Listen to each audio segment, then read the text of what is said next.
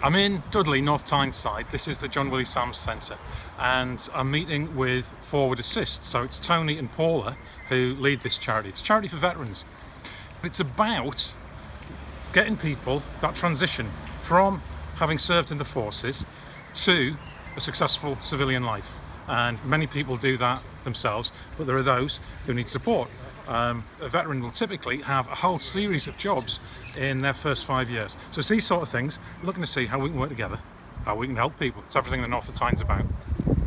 Being a soldier, you're amongst friends, even when you go home after work, you're in a community, but we all mix together. And you lose that when you come into Civvy Street. And that's one thing you don't prepare you for. It's the change you've got to try to take and endure. I can't imagine you, having met you briefly, staying in the house for 2 years. What was going on? Didn't want to leave. Stuck in the house. Unfortunately, the wife died in 2012, which didn't help matters.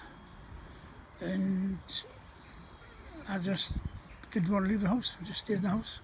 Forward Assist was established by me way back in 2013, and it was a result of my life working in social work and social care sessions. When you leave the military, you become an individual, and it's a very, very lonely experience. So trying to adapt to civilian life when you're just on your own can be very, very problematic. And a lot of the people we work with feel exactly the same. I know I felt just completely disassociated from everything that was going on. I had nothing in common with my civilian colleagues, or I felt I didn't have anything in common with them. I did in reality, but I didn't feel like I did. And as one of our veterans from the past said, I was very much deep undercover in the civilian world. And that I would dress like them, act like them, but I just certainly didn't feel like them. The veterans who use this service, they have incredibly complex needs. They can have felt betrayed by some of the things that can have happened to them. They may have complex family issues in the background. There's a whole range of things, and some physical, but mostly mental and psychological traumas. And that needs a very individualised, needs-based approach. They specialise in treating women veterans who have had their own particular issues, often of a sexual abuse nature, which is terribly sad.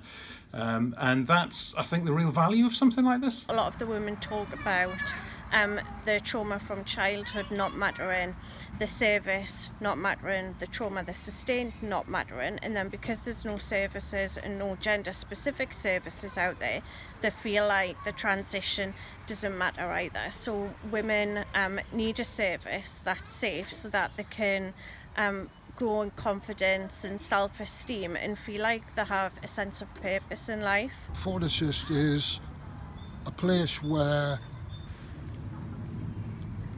you're welcome, it's homely, and you can actually have a laugh here, over coffee, and they help you with anything.